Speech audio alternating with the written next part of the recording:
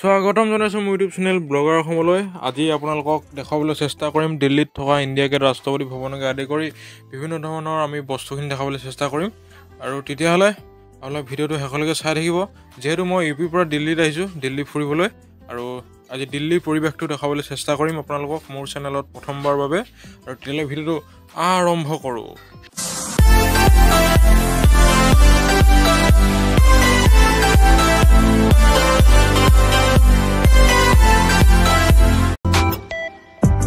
আৰু এতিয়া লাহে লাহে আমি ইণ্ডিয়া গেট পামহি। আৰু তেতিয়াহ'লে দিল বালোগা চহৰ দিল্লী মে আপকা স্বাগত হে। আৰু এয়া আপোনালোকৰ আগত ইণ্ডিয়া গেট মোৰ চেনেলত প্ৰথমবাৰৰ বাবে। আৰু তেতিয়াহ'লে ওচৰলৈ যাওঁচোন বলক।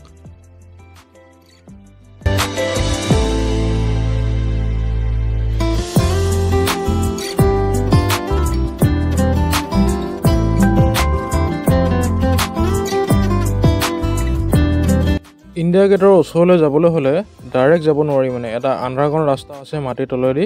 আপোনালোকক দেখাই আছোঁ, এই ৰাস্তাটোৱেদি যাব লাগিব। আজি ইণ্ডিয়া গেট চাব আহিছোঁ আৰু আপোনালোকক ইণ্ডিয়া গেটৰ পৰিৱেশ দেখাবলৈ চেষ্টা কৰিম। আৰু ৰাতিপুৱা আহিছোঁ আমি ইণ্ডিয়া গেট চাবলৈ। তেতিয়াহ'লে ভিডিঅ'টো শেষলৈকে চাই থাকিব। আৰু আমি এতিয়া আণ্ডাৰগ্ৰাউণ্ড ৰাস্তাটোৱেদি গৈ আছোঁ আৰু মাটিৰ তলেদি আপোনালোকক দেখুৱাই আছোঁ। আৰু এইকেইটা আমাৰ লগৰকেইটা, চাই থাকক আপোনালোক ভিডিঅ'টো শেষলৈকে। আৰু ইয়াৰ ৱালবোৰত বৰ ধুনীয়াকৈ মানে ইণ্ডিয়া গেটৰ হিষ্ট্ৰীসমূহ পূৰা ছবি ফটো লগাই থৈ দিয়া আছে। পূৰা সুন্দৰকৈ চব লিখি থৈছে, চন টন ধুনীয়াকৈ। কেতিয়া কি হৈছিল, কেতিয়া ৱাৰ হৈছিল, যুদ্ধ হৈছিল, সকলোখিনি লিখি থোৱা আছে। কৰ্তব্য পথ, আৰু আপোনালোকেতো জানেই য'ত আমাৰ 15 আগষ্ট আৰু 26 জানুৱাৰীত পেৰেড হয়। এই সকলোখিনি আপোনালোকক দেখাবলৈ চেষ্টা কৰিম, তো ভিডিঅ'টো চাই থাকিব।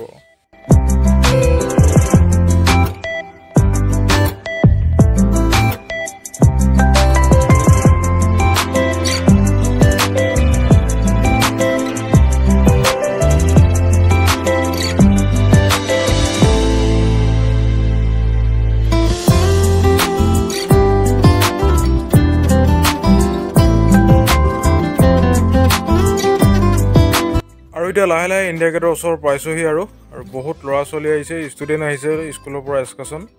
আৰু মই আপোনালোকক দেখাবলৈ চেষ্টা কৰি আছোঁ এই ইণ্ডিয়া গেটৰ পৰিৱেশ আৰু তাৰ হিষ্ট্ৰীৰ বিষয়ে অলপ ক'বলৈ চেষ্টা কৰিম, তো ভিডিঅ'টো চাই থাকিব। ইণ্ডিয়া গেটৰ বিষয়ে ক'বলৈ গ'লে, ইণ্ডিয়া গেটখন নতুন দিল্লীৰ আনুষ্ঠানিক অক্ষৰ পূব প্ৰান্তত ৰাজপথৰ ওচৰত অৱস্থিত। আৰু এই মানে গেটখন এখন যুদ্ধ স্মৃতি সৌধ বুলি কোৱা হয়।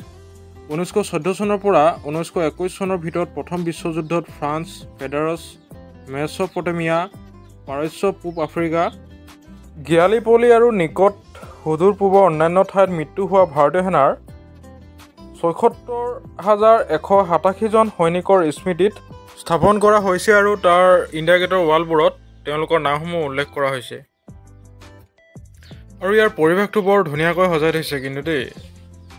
আৰু ইয়াৰ লগতে বহুতো মানুহ ফুৰিবলৈ আহিছে, আৰু বহুতো ফৰেনাৰ ফুৰিবলৈ আহিছে বেছিকৈ ইণ্ডিয়ান মানুহৰ লগতে। আৰু তাৰপিছত আমি ইণ্ডিয়া গেটৰ পৰা বাহিৰলৈ আহি ৰাষ্ট্ৰপতি ভৱন আৰু নিউ পাৰ্লিয়ামেণ্ট আৰু ইয়াৰ লগতে বিভিন্ন আমি হেডকোৱাৰ্টাৰবোৰ চাবলৈ আহিলোঁ। আৰু এয়া আপোনালোকৰ সন্মুখত আপোনালোকে ৰেডিঅ'ত আৰু টিভিত শুনি আছে মন কী বাতৰ যি অনুষ্ঠান হয়, এই তাৰ পৰাই ভাৰতৰ মাননীয় প্ৰধানমন্ত্ৰী নৰেন্দ্ৰ মোদী ডাঙৰীয়াই ইয়াৰ পৰাই মন কী বাত অনুষ্ঠান কৰে, মানে সেইটো হৈছে বিজ্ঞান ভৱন।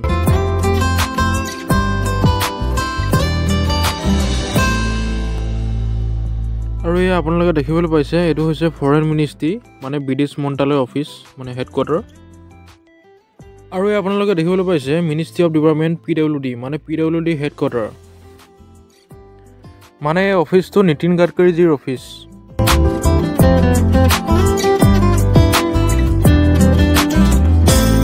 আৰু এয়া হৈছে ministry of commerce and industry, মানে যে বাণিজ্য আৰু উদ্যোগ মন্ত্ৰালয়, মানে এইটো উদ্যোগ ভৱন। ইয়াৰ পৰা মানে পূৰা ইণ্ডাষ্ট্ৰী কাম কাজ চলে, মানে যিকোনো ইণ্ডাষ্ট্ৰী ভাৰতৰ। আৰু এয়া হৈছে বায়ু সেনাৰ মুখ্য কাৰ্যালয়।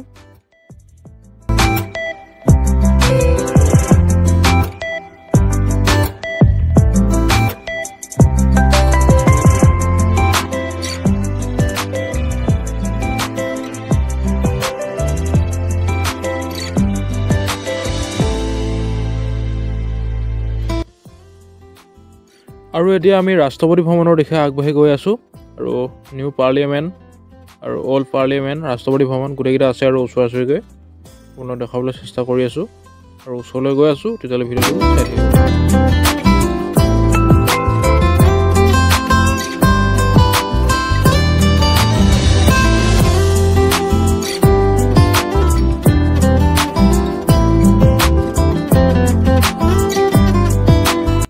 আৰু এয়া হৈছে কৰ্তব্য পথ, য'ত আপোনালোকে 15 আগষ্ট আৰু 26 জানুৱাৰীত ভাৰতীয় সেনাসকলে পেৰেড কৰা দেখিবলৈ পায়। এয়া হৈছে কৰ্তব্য পথ।